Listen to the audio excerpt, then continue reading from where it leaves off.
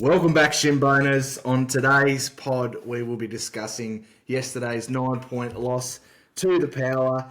A very good fight back from the side. And to help me break it all down and go through where the game was won and lost, we've got Fredo joining us again. Frog, welcome. Yeah, g'day Baz. Good to be here. So I suppose we'll start where we usually do with our biggest takeaway. And I'll start first, and unfortunately, it's the same old story where we're our own worst enemies and too many inexcusable turnovers from our senior players. What about yourself? I agree with that. Firstly, the good for me was the fact that we didn't raise the white flag and kept at it every quarter, because that quarter time that was looking like here we go again. 10-goal loss or something. So that was one positive out of it, I thought. Yeah. Yeah, and I sent into the group yesterday, coming into the game, was probably the least excited I'd been on a game day. Like, we'd had 3 blowout performances in a row, and at a ground we'd never won at against the Power, and then to see them kick 7 goals in the opening term, it was, here we go again. Definitely took the wind out of the sails. Good Friday. I was so pumped for that game, and it left everyone, all the supporters, deflated, obviously. So, I wasn't up and about as much yesterday, for sure. First quarter didn't help. No, so let's have a look back to Thursday for the team news, because there was some big selection news with Aiden Core and Griffin Logue both being omitted. What were your thoughts on that? I liked it. I was a bit shocked that they did both of them, but I liked it because I think they got that feeling they're just looking at the bank balance, and they're not giving you watch the vision. They're not chasing hard. And they're meant to be the leaders down there. They're on the big coin. They're very experienced players. We need more from both of them. And not just them, though. You could probably chuck another 8 players out, but you can't do that in 1 week, I don't think. Just disrupts the team too much. No, I think you're right. And it was interesting because the comments from Todd Viney were that it wasn't necessarily on radio, I should say, from Toddy, that it's not necessarily the back line that was letting us down with the defensive efforts, but then all the defenders got axed. But there was a few that were lucky to keep their spot. But I didn't mind it, and I was super pumped to see Riley Hardiman. We'll talk in a bit more depth about him, but so pumped to see him back in. Cow Dawson getting his go. A lot of supporters had been crying out for him. And then obviously the return of Jacko, which just lifts the side and the back line and the toughness involved. So, yeah, really happy with the selection. Yeah, I was. Yeah. Right, let's get into our match notes. So, Port kicked 7-3 in the first. We kicked 2 goals for. And let's just have a look at some of the positional changes we saw. So, Darcy Tucker went to a half-forward flank to tag Connor Rosie, and we'll touch on him a bit later on. Well, we couldn't find... I didn't know where he was for a long time, I've got to say. He had the Harry Potter invisibility cloak on Tuck. Finn O'Sullivan on a wing, which I really liked. We saw Harry go back to half-back to provide some use. And then on the other wings, we also had Colby and Disco Stevens, who'd been doing that role already. But I like that, yeah. And then typical North fashion, we start the game, we could see it go in the first 40 seconds. But we were just speaking off air about it. It wasn't Cow Dawson's fault. If you let sides out the front of stoppages, you're not stopping much. Well, if you take it, I'd watch that again. If you take it back, it's actually, I think Burgoyne got a yard on Foss off the wing, and that sort of set it up, and that happens in footy, and that's something for Foss to learn. It's hard. Handball goes the other way. I think Lego had got a handball out, didn't he? Wines to... Then it was lace out, and no one stopping that. Agree, yeah. And then, so we sort of fought back a little bit. We got a bit of the run on, and then Nick Larkey, well, we'll speak at depth about his game because he had a shocker, to be honest, but he did all the work, and this is coming a little bit of a trend for him. He did all the work, outbodied Radigalia, and then just dropped the mark. Yeah. So you just got to be better. That was probably the right time to be behind, wasn't it? And that's full forward 101. And maybe that affected his kicking. Yeah. We'll get into that later, I suppose. But there was a lot of that time when they got their run, there was no pressure on transition, and it just leaves the back line a mess. I mean, Burn Jones was running down from the wing unaccompanied. I don't know who was on him at that stage. I know Curtis was next to him at one point. Whether that got back to him, because later in the quarter we saw him working a lot harder defensively. I think it was someone burned him. I watched the replay. He stood there and watched him go, but the next two times he was down there helping, which is good to see. Don't drop your head, just get in and work harder. Yeah. Speaking of dropping heads, I know we're going to touch on him a little bit, but Nick Larkey got the ultimate commentator's curse at least twice from Chief Dunstall. Chief Dunstall burnt him. Which I think Big Chief will need who will be flat that he's not on this pod, but he'll have to have a word to Little Chief. But yeah, so he misses that, which you usually put him down in the book for already, and then it goes down the other end. I'm pretty sure from memory it was Willie Rioli. So it's a massive turnaround, and that just zaps a young side's confidence when we see that. But yeah, the first quarter, lots of negatives. Obviously, there was our inability to lay a tackle is incredibly frustrating. We were getting smashed on transition, and then just simple skill errors were really letting us down. And if we didn't win the clearance, it was walk down the other end. Yeah, I think a couple of our clearances too. It's not always the fault. It's just the way the ball comes out. It came out our defensive side, and maybe LB DLU handballed at the Parker. He had no run options. He had to do a left foot dump kick. So, I mean, that'll come up as probably as a turnover for him, but he actually literally had no other option than that because there's no one running off half back to receive that handball. It's just not as, like you said, not as clean out the back as opposed to them out the front. So.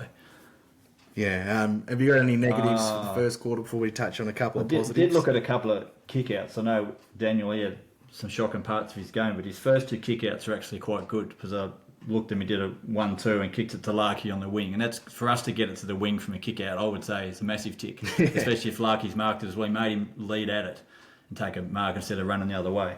And I think his second one, it was a long kick to X, and X got a free kick from being held or something. So that's a tick for Daniel, but obviously some of his other parts of his game aren't good. But I feel like kicking out has been a massive Achilles heel for us this year. And I've tracked the first five and think we got a tick for the first five. So that's good. Other parts of the defence not so good, but that's a big plus for me.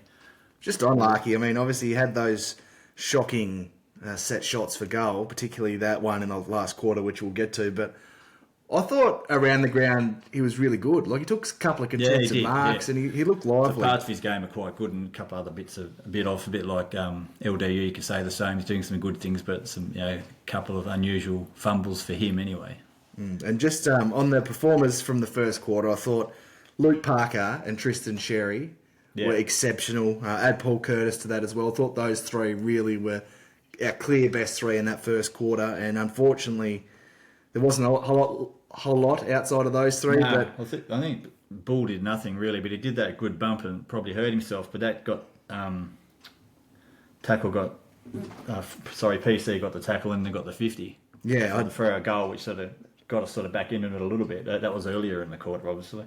He's been good with that. I had the same thing written here, like his body on the line, big tick, because although in the first half he did not influence the game at all, but just that's the sort of stuff we need to see from him, and that's a bit of the way to judge him, I think, because if he's a bit of a barometer for us. Like if he's doing all the 1%ers, putting his body on the line, chasing, tackling, we look a better side. Yeah. So I was really happy to see that. Have you got anything else? I think there was another one. I think Port had it on the flank. I think Rioli doubled back to the lead, and it was actually Archer's. When you're watching the replay, it was actually Archer's man. Archer's too far in front of him and looking at the ball, the kicker. Then the roller's just, I'll take that hole up. So Archer would probably hate that on the review. Like I didn't pick that up live. I saw that this morning when I watched it again. And there's also Powell Pepper's goal. Like he just can't strike. He's just like he's a bull. He fended off Hardham and just shrugged Chom off, and that's just a great goal. He just got to, that happens. Yeah, I don't see anyone stopping that. No, George, if he's there. Yeah. So are you happy to move to the second quarter? Yeah. So 29 points down at quarter time, and I did have a quick look at the socials, and it had blown up. So I got off there pretty quick. Well, I think it's about blown up at home. I thought, here we go again. Yeah. So we've seen this story too many times. But then we start the second quarter, and George lowered his eyes perfectly to find Colby McKercher, who hasn't been in great form, but kicked the goal when he needed to. We saw a response. Nick Larkey again with a poor miss. And I put here Jason Dunstall, STFU. I'll let those at home. I will say Burgoyne on the boundary, he's kept saying he's poking at the ball, mate. He's been doing that for 8 years. That's not that. It's just he's just a bit of ball drop or confidence. But I think Chief called him up on it, Chief Dunstall, on the things. No, he's been doing that forever. And he is the best set shot. He just had a howler, all three. Yeah. But we kicked 5 goals, 1-2 that quarter. And the biggest thing is, like, when we bring that pressure, and at one point the pressure rating was 211 from us. Yes. So it just shows if we're all committed to bring in the pressure and not letting easy ball come out the front of stoppages, what we can do. And Luke Parker was incredible in that first half. I mean, he was everywhere doing everything. I think he had 14 and a goal in the first half. He's brilliant. In game 300, he said, come with me, boys. I'll lead the way. And Big X as well, showing him how it's done, throwing his body around. I thought he was a bit quiet in the first quarter, but the rest of his game was awesome. And he was back to that 2024 Yeah, he started All-Australian. to get some good handball releases out of stoppages, and he got... what's his name, holding the ball when he sort of ducked in him a bit and got the 50, and that was the goal we needed because they had a couple of bad misses like you'd said. Yeah, so I think, Larky had missed, Darling had missed, and then Big X, and I was thinking at home, I thought, I reckon he'll kick this because he's a pretty good set shot for goal. We've been lucky with Ruckman because Goldie was always fairly good, unless he missed, then he'd do the old hand clap and shake his head. But we've been pretty lucky with Ruckman because you get some of the big... dopey one, like Robbie Warnock came to mind there. That blast from the past, but he used to shank him. But there was a comedy of errors from both teams, like Cal Pepper on the goal line kicked it into Chom, and George Yardies from around the corner on the left. Higher than that was terrible. Yeah, that would have been a dead ball. The Marvel, it would have hit the roof. I reckon. Making Larky feel a bit better up the other end. I reckon. Yeah, Paul Curtis, great chase as well. That's pretty much sums up my second quarter, but his defensive side of the game has been really good. I think he's top 3 in the AFL for tackles inside forward 50 and pressure as well. So not only is he doing it on the offensive end, kicking 3 goals, but his defensive work as well is fantastic. Yeah, I think George did well right at the end there and kicked it to Larky, took a good contested mark and kicked a goal that time. Oh, he had to play on. Yeah. Because I reckon... he played. He came... He's 10 metres out. It was a good mark, though. It was. But that's the thing, like... He just needs a game where it all comes together because he was pretty good in the air. Besides that one in the first quarter where he dropped it when he did the body work to Radigalia, I thought around the ground his body work and his marking was good. It's just he couldn't finish, which is usually the other way around for Suf. And that got us back to within 2 goals. So I was really pleased with the fact that we pulled ourselves back into that game because it was looking very shaky early. If we turn our eyes to the third quarter, there was 3 goals apiece. And my first note is, I think Cow Dawson's been spending too much time with Aiden Call because he was way too far off to start that third quarter. The back line that was the best quarter I've seen the back line play. Repeat inside 50s for Port. And just the mix looked a lot better. A lot better. Caleb Daniel, though, had a horrendous 5 minutes. I reckon he kicked 3 out in the full 5 minutes. That one when he received it again and then kicked it to the 20th row or something. Yeah. But he runs, he tries to make his kicks harder. Like he deliberately ran boundary side, and then the margin for error is so much smaller. And then he thought he was a bit clever and kicked it off the side of the boot. Yeah, sometimes if you pushed into the pocket, or you need to I'll take the long option even if it's just to a contest. You can't always hit someone on the chest, can you?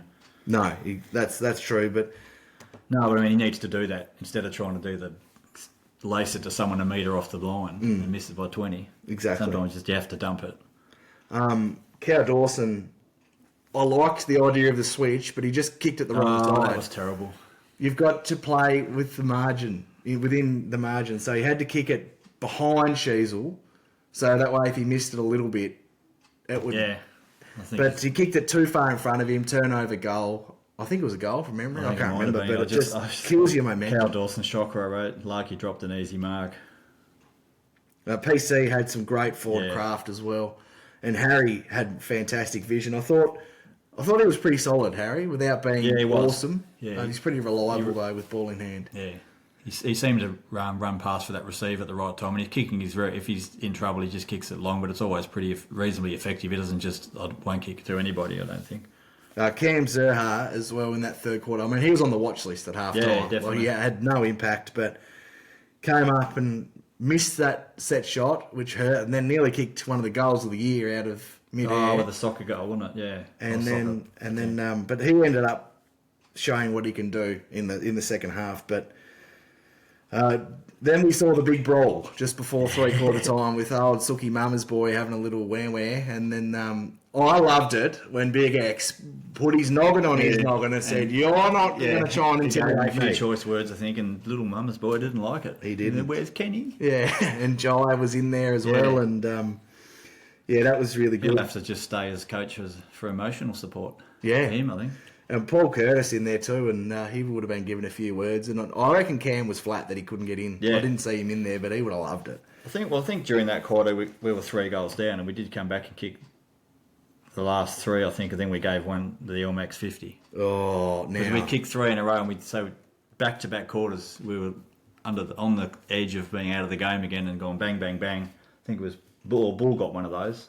Yeah, and PC. Let's talk about the 50, because a lot of supporters are one of our thoughts, and it's just dumb shizen. Dumb from Elmac. Like, I was saying to you off air, I think he was probably, I don't reckon he knew whose free it was, but he's ended up throwing it in between the two, and it just kills you. Senior players, 200 games of experience. When they show the replay from Elmac's sort of point of view, he's just thrown it 2 metres in front of him.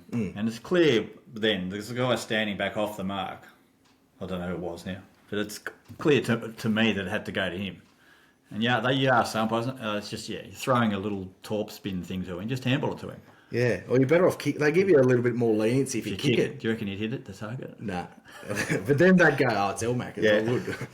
Yeah, it's poor. When you're a leader, like former captain, 200 games, you just can't, It's just, it's so frustrating. Like, they've got to eliminate these little silly things that happen. But it's not the kids. That's the most frustrating thing. Like, you can cop it if it's the kids. But I suppose this will take us into the fourth quarter perfectly. But to start off on a negative front, Jai Simpkin just had to give the hands. When we're overlap, we had them done. Yeah, definitely. And he tries to break the tackle to play perfect football. So you don't always have to play perfect football, Jai. And you probably would have missed the target anyway. Yeah. So you just had to give the hands. Sometimes you just got to get it moving. Yeah, it's just simple turnovers killed us. Him and LDE both got caught doing 720s. And that rule's been in for 18 months now, isn't it? And then they're looking at the umpire. Like, the tackle slipped low. Yeah, but you've had 5 minutes to get rid of it before the tackle slips. So that's always holding the ball, and they're momentum killers. My true Shimbona moment of the game, for me, was in that last quarter, to turn it to a positive note. Port got out the back big time. Riley Hardiman busted his ass and got over and applied the spoil to Georgiades, much bigger opponent, much stronger opponent. And just on Riley Hardiman, so I don't know if you heard the preview, but Baz's big call was Will Phil to tackles and clearances. So obviously didn't end up playing. So one of our listeners, Jason Stone, who was doing the drive across to Adelaide, asked for a revised call. So I went with Hardiman to have 500 metres game. Now, I think he had 370, but that's pretty good. I just want to touch on his game because I thought he was fantastic. Leave him in for the rest of the year. Sure. Do not play Tucker. Do not play McDonald. Do not play any of these people over him, because Clarko gave him a bit of a rap and a clip in the same time in his presser. Said, I don't think he was that good. Well, I thought he was, Clarko, but I was really impressed with him. His use is really good, really calm under pressure. Defensively was probably the question mark on him. I thought really good showing from him yesterday. I think I was mentioned in the chat, I think we haven't seen enough of him play to judge. I know he'd had a bad moment coming off the sub. He sort of just let someone walk through him. But that spoil was great. I had that highlighted as well, the spoil. His kicking is brilliant. Like, he can just get 55 on it off 3 steps, basically. And Dwayne Russell saying, it's his first game of the year. Do your research, Pike. Come on. He's been to some 2 or 3 times. I reckon he said it 4 times in the call. His first game, Riley Hardiman of the year. That was frustrating. I think one of the Herald Sun or someone had an article about our changes and had Will Dawson in. Shotgun. Yeah. He would have been pumped. I didn't realise Cal was around. Yeah, I don't think Will's been that great in the VFL, but work in progress still, I guess. Yeah, and just a sidetracker while we're talking about the VFL, frustrating that, Bailey Scott got dropped and he's played 1 game in 3 weeks in the twos, and then obviously Logue and Big Apple's core. They might have a weekend waiting for Bull to cook a brisket when he gets home. Back to the fourth quarter. I mean, it's the same old story. Xerri and Parker, massive. Yeah. They were huge for us. Jacob Constanti, the shush man, had a great little chip kick to Cam Zurhaar just in front of him, and then Zoo ends up kicking the goal, and really good, because we've had so many years of dump kicking. It's nice to reward the forwards who are going to lead, and it was a perfect it was a really difficult kick, but he touch kick perfect, and that's what we want to see. George kicked one of the goals of the year as well. That was insane, yeah. That was a few minutes after Colby tried one and sprayed it and missed everything. He probably needs to be better at that. That's the kickable goal for him. Yeah, and it was on his left. Yeah, and we were he was coming. in the right. That was like a bit of a sapped a bit of out of us maybe, but they did keep working hard and we were right there to the line. So yeah, well, Port was shell shocked, and we just kept on coming and coming and coming, and we got a pretty good run with the arms, but yeah, the free kick for a change. Yeah, the free kick. Well, the non-free to Charlie Comben really hurt us because that was as clear a block as you'll ever see. Rioli, 10 metres off the ball, wasn't looking at the footy, knocks Chom over, and then they get that goal, which puts it to... Well, if PC does it at the other end, it's a free. Oh, it's so frustrating. But just a couple of negatives. I thought, obviously, Nick Larkey didn't take the moment, 40 out. Oh, yeah, I've got really bad miss. F's sake. Yeah. I thought LDU had an interesting game. Like, he had 25 and a ton of clearances and a goal, but I don't think he was that good. And I thought in the last quarter, he got sort of muscled off the ball too easily when the game was there to be won. He's your $1.3 million man. And unfortunately, when you sign a contract that big, in those moments, it's always going to be highlighted for you. I thought he was just pushed off it a bit too easily, and wasn't like it was Wines every time. No. He could probably excuse that because he's a bull, but I thought Butters probably pushed him off. Even Mama's boy bodied him a little bit too easy for mine. So I think he and Tommy Powell just didn't do enough when the game was there to be won. I think Powell was better than the week before, though. I think his defensive work was better. I was trying to... Well, you can't watch everyone. I was trying to watch him. He was definitely chasing and trying to stick a few tackles, but... It's hard for them all to be up, but yeah, I agree. LDU need to step up a bit more, for sure. It was very interesting, but well, they had Wines as their second ruck, didn't they? But we couldn't really. But Darling's not really a lot taller than him. No, and they're both strong. But the trouble is, it hits the ground. Wines is a genuine, very good midfielder, and he helped set up a couple of their clearances. But they were smashing us in the clearances in the last. I'm pretty sure early it was 10-0, but they weren't really getting big advantage. I think we're actually winning. So it just shows you. It's what happened. Other parts of the ground gets you back into it, doesn't it? But I was just so proud of the group. I know we as a supporter base are really frustrated with honourable losses, but from where we were, it would have been so easy with the media beat up in the last 3 weeks just to throw the towel in and get done by 100 at a ground we've never won at. But to put ourselves in a position to be a Clarko here, to win that deep into the game, and we were the better team from quarter time onwards.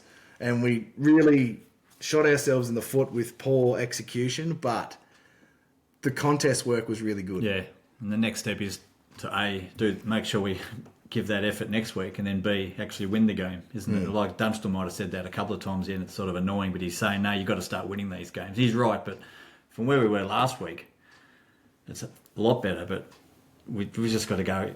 Just got to find a way to start winning. It's just so frustrating, isn't it? For 6 years. It is. It very much is. Where was I going next? I've just lost my train of thought there. But big test against Essendon. So 5-day break. Yeah. We've got. I think I'm ready to have my heart broken again because I think we can win. I think we should win. I don't rate Essendon at all. They've only got 6 days, so it's not. You can't use that anyway. No, exactly. No, but I mean, they're classic downhill skiers as well. But you got to get this work around the contest. They haven't got a Wines and a Rosie and that in their JHF as well, like Essendon. I don't think. No, they've got merit, and there's been a lot of calls from our supporters and our listeners, which we'll get to with the listener questions. Thanks everyone for sending them in about potentially bringing in Willfield to do a role on merit. Yeah, I don't know. I don't reckon you can go with him. I don't think he's got the 4-quarter tank. No. But he doesn't have the speed. No, that's another thing. I don't mind bringing him in, try him somewhere else, reshape the team a bit. Couldn't do any worse than a half-forward flank than Tucker. No. Even though it's not his position. But Joe, we're going to get to him in very, very soon. He could take some centre stoppages off Simpkin. Because Parker's definitely got to stay in there. And he obviously plays forward as well, but how good was his game? But and people questioning at times over the summer and why we got him, well, there's your answer. And his last few weeks and still playing broken.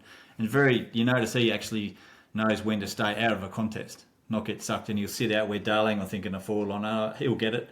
Got it to him and he got it to George, and George might have been the McKercher goal. It might have been another quarter, but he just knows when to go in, and he goes in hard when he's got to go. So you got him and George in there. That's very fearsome duo for the other other teams to cope with. George's second half was amazing.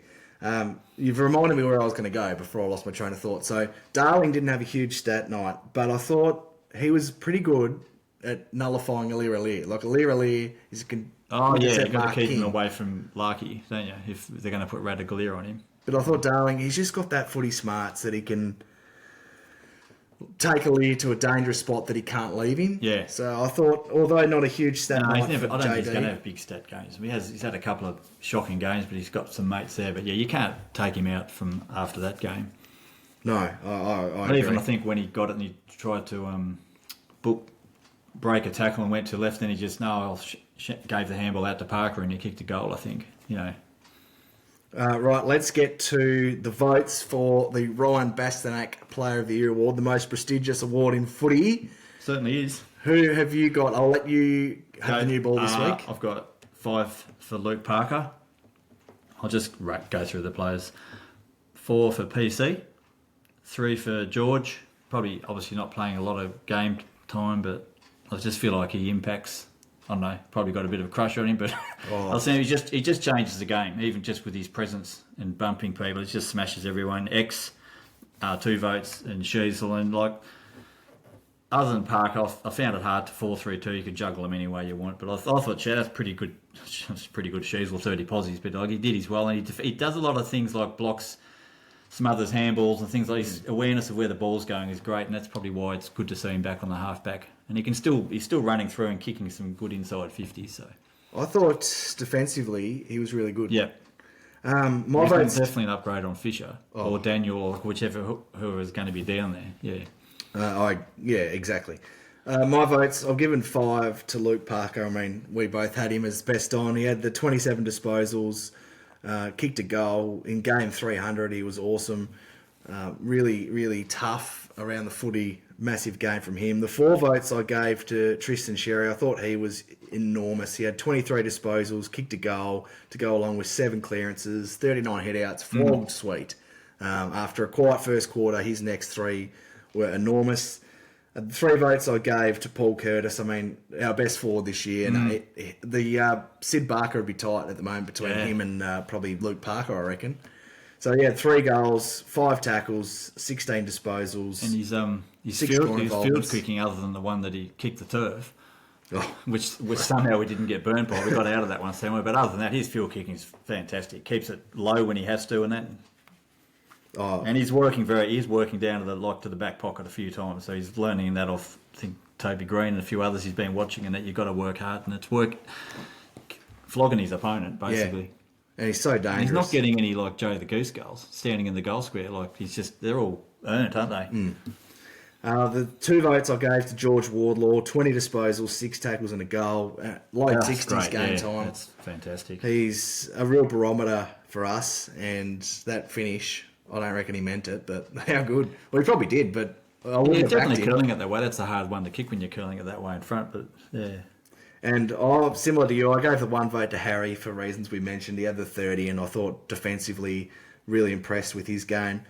Some unlucky ones for me. I thought Jackson Archer was fantastic, keeping Rioli to 1. And one that hasn't got a lot of mention by us or sort of what I've seen on the social media. I thought Charlie Comben played a really good game on Ollie Lord. Lord, good early, but Chom's defensive work was really impressive. And although he didn't have a huge night intercept-wise, he still had 6 intercept possessions. Yeah, and he did a couple of good spoils that almost went over. He got him almost over the line. If he just get another metre on it, that's good though. He's double fisting him towards the boundary, so that's something that probably he needed to work on, I think. So he's improved that, and you can't never question his effort. No. And he didn't do any bad kicks from what I remember. No. He didn't do any switches. No. That's for sure. Left that for Cal. He did. Well, that wasn't a switch, but anyway. Right, so there's the positive. Now we get to the negative. We've got the watch list back. So I'm in charge of it this week, which Big Chief not happy about. He's had his beloved watch list. So just a reminder of who's on it. So Bailey Scott did not play. Obviously, VFL to look at. Alistair Clarkson's on there. I'm going to give him a tick. I thought game plan good.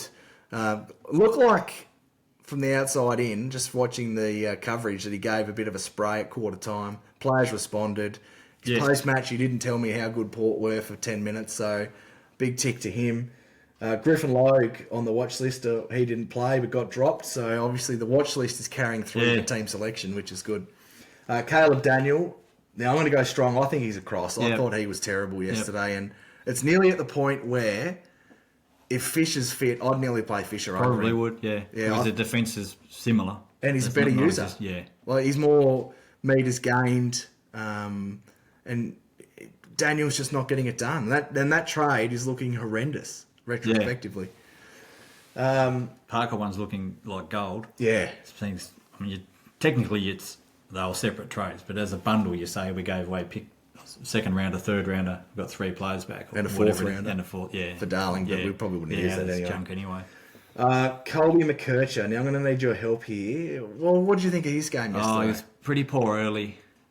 Kicked that nice goal. A couple of fumbles again, but there's a few of them doing that. I thought he was okay, but just. Yeah. All right, we'll give him... As learning, I suppose he was on the wing more than half forward, I think.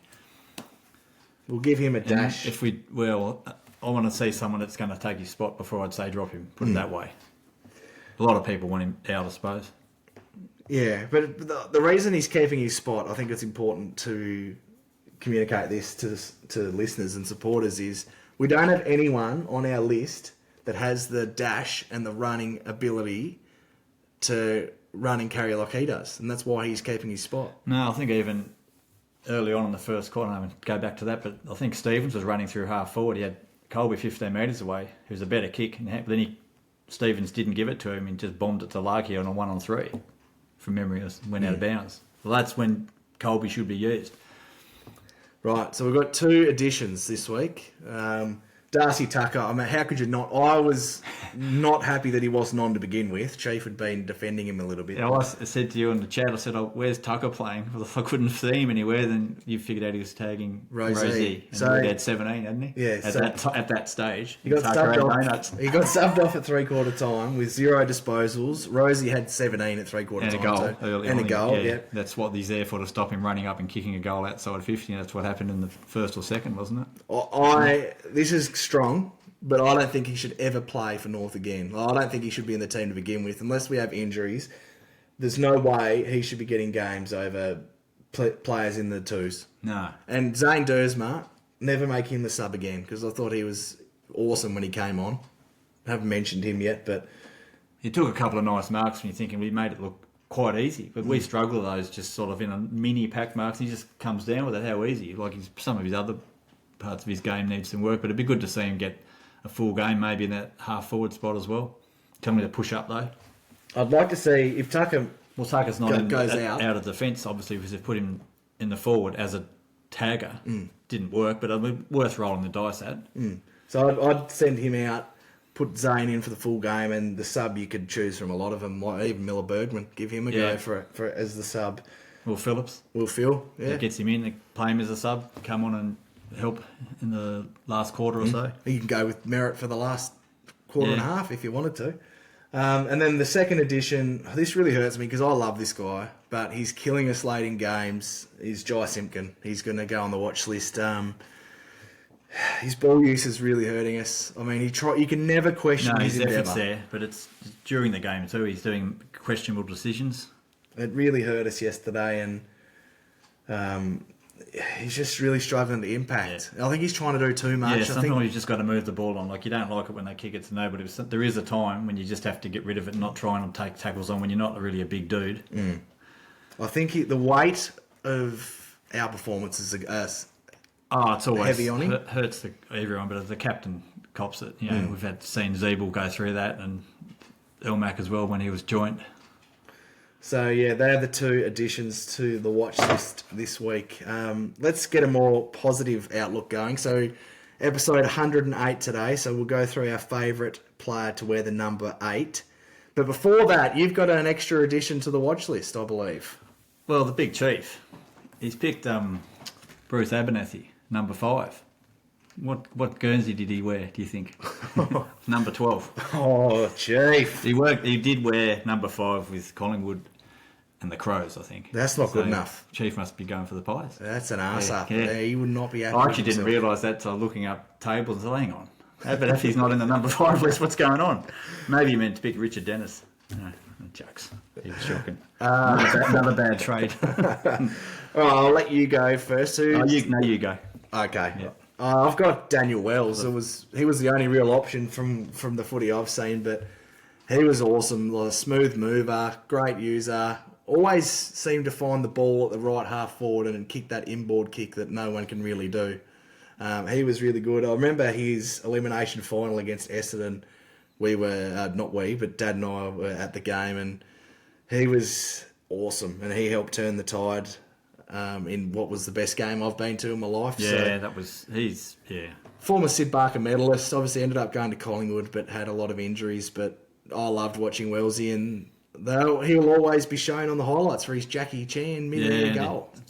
Early on too, he was more of a, not say completely defensive, but a lot of he's led the probably team in chase down like efforts and that, and they've tried to use him more offensively later, but actually a bit stronger than what people realise too. Running, breaking tackles and stuff, and he's kicking like that's where disposal efficiencies gets messed up. He's trying kicks that no one else, and sometimes it wouldn't work, but that, like you said, that he could do that hook kick across like a field of players right to the other pocket to Petrie or whoever leading. He's just like great player. Going on about him because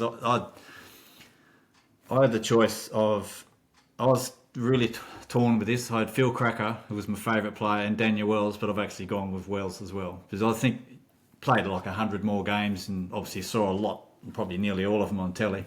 So I've gone for him. And then a bit of a shout out, I heard of Brent Croswell. Yes, premiership player, Carlton and North. Probably could have got Norm Smith in 75, but didn't have one. He's actually also our second cousin. Oh, there we go. Family blood. Tassie guy, yeah. I love it. He liked a bit of biff too, Croswell. Oh, we like the players that do, don't we? That. And who else do we have to pick from just for listeners? Bailey Scott and obviously Dad Robert Scott. Yeah. That's about all I can. Joe McLaren, bit of a nobody from St Kilda. Yeah, look, Bailey Scott. A big shout out to Nathan Rovat. The rat. Yes.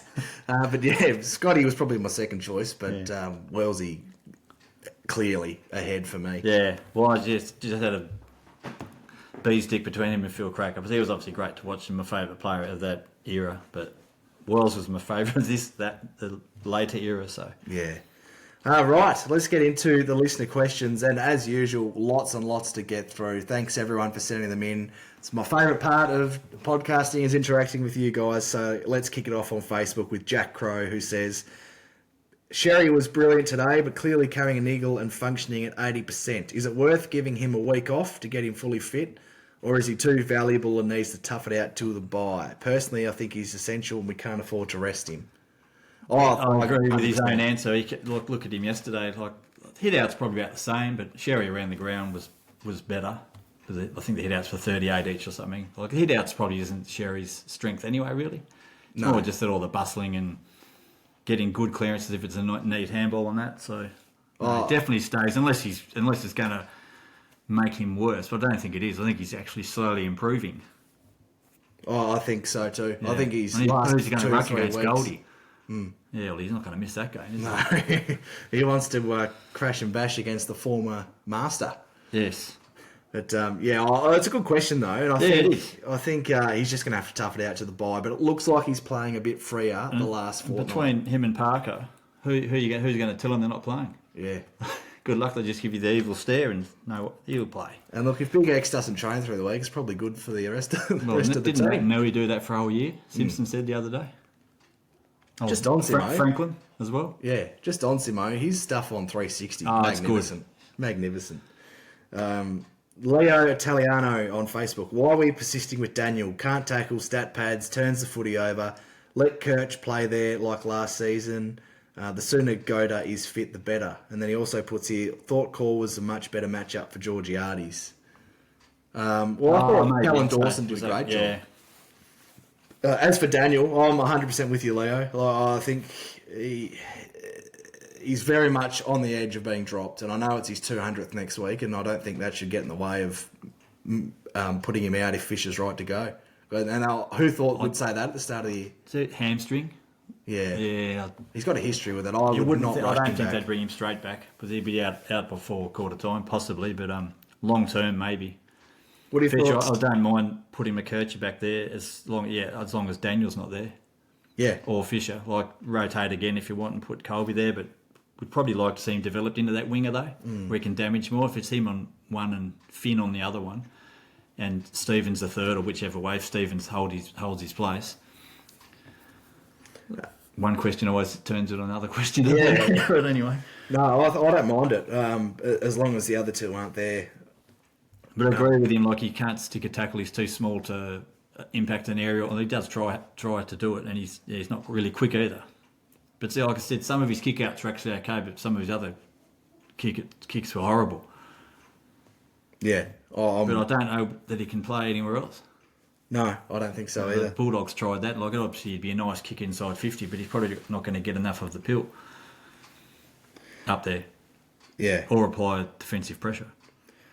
Jonathan Watson says, lost the game the first 10 minutes of the first, but we did great not getting smashed like we normally do in Adelaide. And that's the biggest thing for me. Like, They had 10 goal loss or plus written all over it halfway through the quarter.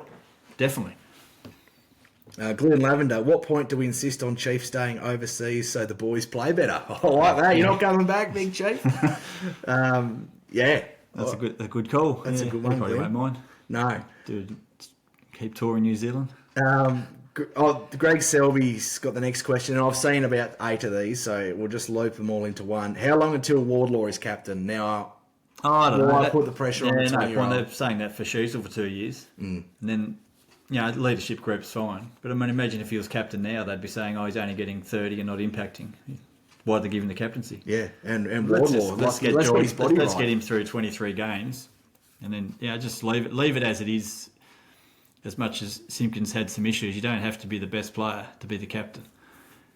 You just need to set the example, and probably Simpkins really good off the field, isn't he? Well, I think he is. Yeah, and he's trying his guts out. He's just not finishing. Yeah, no. Craig Darlow, I like Hardiman's game. Bring back call for Elmac. I'm thinking start with Dersman next week and make Zerha the sub. Needs a wake-up call. Well, I thought his second half was brilliant, Zerha. Like, he was everywhere. He looked like he was going to break the game open. Still needs a He needs to be consistent. 4 quarters. He needs Yeah, to look at PC and try and emulate that. Not necessarily with the goals if you're playing high, but just get into the game. Like, we missed him. He's on the big, probably top 3 at the club, top 4. You got to, it's time to. I'll say it probably every time on the pod, but he needs to step up more, doesn't he? He does. I'm not going to argue with you. I think you're right. I'm not dropping him though. No. Because who's taking that spot? There, Cooper Harvey. Yeah. He won't chase. No, I've seen a lot of calls for Cooper, but he's probably very poor defensively, even in the VFL I've seen. But he does get into good positions in offence, though, in the attack, doesn't he? And he's a very neat kick. So hopefully he does get a game at some stage. That's more going to take Constanti out. Maybe he's more of a I don't know who Cooper would come in for. No. Well, I think Constanti's doing enough pressure-wise for me as well. The next one here is from Nicholas Pascoe, who's asking us about the Paul Curtis tackle. Surely he won't get suspended for that. What's the alternative? Not tackling? Trial by media. And Rashudo, bloody... boys, where's me next beer? But, where's Jason? he got knocked out, but someone defended him. Yeah, I guess someone... I think it was Dunstall. Because of the knockout rule, but then it wasn't a dump tackle. No. It was a momentum one. Because technically, you'd probably try and roll him, but he didn't really have time to roll him because he's running so fast. So hopefully Well, you hope common sense prevails. that'll be up to all the media. I don't watch the Sunday media shows, but they'll crucify him, I guess. Well, Damo. Yeah, Well, etc. Lordo, they've just got to win those games. Well, does Alistair Clarkson still have it? That's what he'll be on all that today, no doubt. Sidetracked a bit there, but let's get to the next one. From Nathan Granger. At what point do we move past McDonald or Tucker? Surely the time is now. Tucker, 100%. Elmac, besides his dumb 50, I think he was okay. He was okay yesterday, I think, and even, I don't know, does Core come back? Who's the matchups? Essendon, 2 metre Peter and Langford? Langford, yeah. Well, I think Dawson could go all right on Langford. Yeah. So could Core, but if you're going to drop someone, you can't bring them in the next week. Reason, yeah. They have to earn their way back, for mine. I know they didn't get a chance to play VFL, but I just don't think it sends a message if you drop someone and then bring them back without at least, like Bailey Scott. Oh, he's unfortunately, due to the scheduling, he's only played one game in the 3 weeks. And he's at a complete opposite end of his, or not complete opposite. He's like is he 150 games yet? Scott, Yeah, I reckon he's 130 or whatever. Like he's 110s, miles, 120s. like he is in front of like McKercher or Finn. Not that they're going to go, but like if they've got his role, is Scott going to get any better? Yeah, that's exactly right. I'm not saying don't play him. It's probably more that would he come in for Stevens if he's, people are calling him for a lot, but he was probably just a lower pass yesterday, wasn't he? Like, yeah, I think he's been good. He is getting, but not yesterday. Yeah, not so no. much. When the ball's here on the ground, he is picking it up and wearing the tackle more than he probably has before. But you can't always sit outside and wait for a release handball, can you? No. Lots of questions here about next week's game. We will do a preview pod for that. Obviously, a big test against the arch rival. Big lights in a very winnable game. North Storm, great response, but wonder if our senior players who continue to make critical mistakes will finally get the tap on the shoulder for rest. And oh boy, Darcy, that was one fine grass admiration game. I like that. That was a good one. That was very good. There's lots of comments here about Darcy Tucker. I mean, I don't want to. We've had our opinion. I don't want to degrade him too much, but yeah, he's probably making way next week. But let's have a look at some of the positives. So we've spoken about George and that, but like it's funny how one player can make the back line look so much more shored up. And I think Archer coming in, you just know what you're going to get with him, don't you? Like the toughness. I think his ball use this year's improved. Like, remember when he first came in his first 10 games and like as soon as he went to kick, you thought, oh God. But he's much more sure by foot now. I think he had a couple of moments when he lost his opponent, and he probably wouldn't like that. He wouldn't be alone there, but he'll learn from that as well. He's still a young player, and Raoul is pretty crafty. Got a lot of reasonable amount of experience, hasn't he? Yeah, exactly right. Andy_Dools, was this more competitive showing more to do with the effort or change in personnel? I think maybe a bit of both. Maybe it's a wake-up call for the side, and I think when you like. I don't have a shocker like that. If you can't come back the next week, well, where do we go? But 211 pressure rating. It's as simple as that. You bring the pressure, and you're going to be in games. And then if you don't, and let them walk out the front, then it doesn't matter who you've got in the back line. They're going to score. So, Paul has similar thoughts. Like learn to make more changes. Clarko, great effort from the boys. Very proud, and I think that's pretty much the common theme from a lot of supporters. That although we would have loved to get the win. It was the response from quarter time was something we haven't seen, I don't think, for a long time. So, and it was for basically the rest of the game. Yeah, exactly. Instead of just a little patch of we won a quarter, like I hate it. Let's win 4 quarters. Well, we obviously won the last 3 collectively, didn't we? I think. Ev.Walsk, if we keep up this form, will we beat Essendon? Please knock wood if you answer yes. I think we will. Double knocks. The positivity's back. It's funny how one performance, even a loss, can change that. But I don't think Essendon are any good. No. I think Mackay will have a shocker and drop a heap of marks like he usually does. I don't think that back line's great. I don't think that forward line's great. Larky's not going to... Larky just have to be smarter than him and move him around a bit, I think. Yeah, 100%. So Larky's not sitting under it, but that's not really his go-to, is it? No, and we'll do one last listener question here. Thanks again, everyone who sent them in. Bright Niles says, Paul Curtis, All-Australian year brewing, Wardlaw, the standard-setting barometer, heart sinks for Suva, not his day. And that's pretty much sums up the game. Yeah, spot on. I do feel for him because he's been such a consistent goal for us.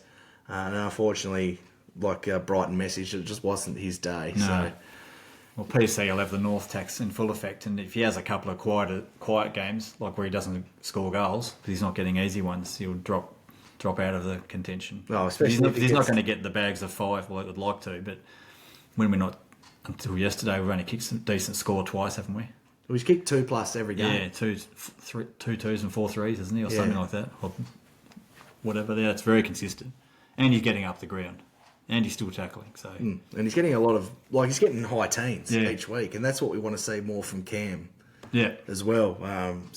Well, Yeah, well, they're going to have to open the wallet when PC's contract's up. Yeah, if he keeps this up. He did deservedly so. He extended last year, didn't he? He's probably cost himself A couple of bit hundred. of coin.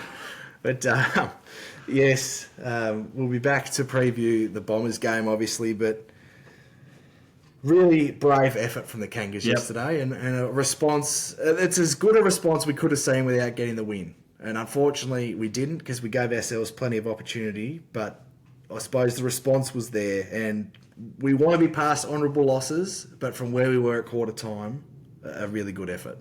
Yeah, definitely. Well, I'll be at the Bombers game, so they want to turn the heat up. Otherwise, Are you flying over? I'll be. Yeah. We were going that all the time. Oh, when are you coming back? Friday. Oh, well, you'll be back on the pod Saturday because I'll be at work Friday. So you'll be back on the pod Saturday to hopefully review a win. This time last week, I was thinking, oh dear, why am I going to something else to do in Melbourne on Thursday night? Yeah. But thanks again to all our wonderful listeners. Please subscribe to us on YouTube. We're up to 350 subscribers. We want to get to 500 by the mid-season break. So costs nothing. Please jump on and subscribe. And not just for us, but all the podcasts you like listening to. It's a great way to support them. Show the love. And just quickly on the merch front, we've got podcast beanies coming soon. So look out. Look out there to pre-order those ones. In the colder months, you can wear them to the G and watch us get wins. And probably Marvel's been like a heater. Well, it's been like 30 plus in there every day. Like you have to wear the singlet. Yeah. Probably on Thursday night it's been that hot in there. But the last time I wore a singlet, we got a win. Yeah, I was there. The footage up, it was under the lid. It was about 36 and that's Harry's first game. Yep. Yeah, he had about 500. Did the celebration. It came up on the scoreboard. That's right. We need to find that footage. Yeah. That'd be good. But thanks again. We've gone a bit of waffle here, but enjoy the game, Frog, and hopefully you can come back and do your first winning pod. We're going to break the duck. Nearly got there. Yeah. 0 from about 9. Although a couple of the off-season ones we won't count, but anyway, I'll do the Chief. Kangas. Thanks again, guys. See you soon. Go Roos!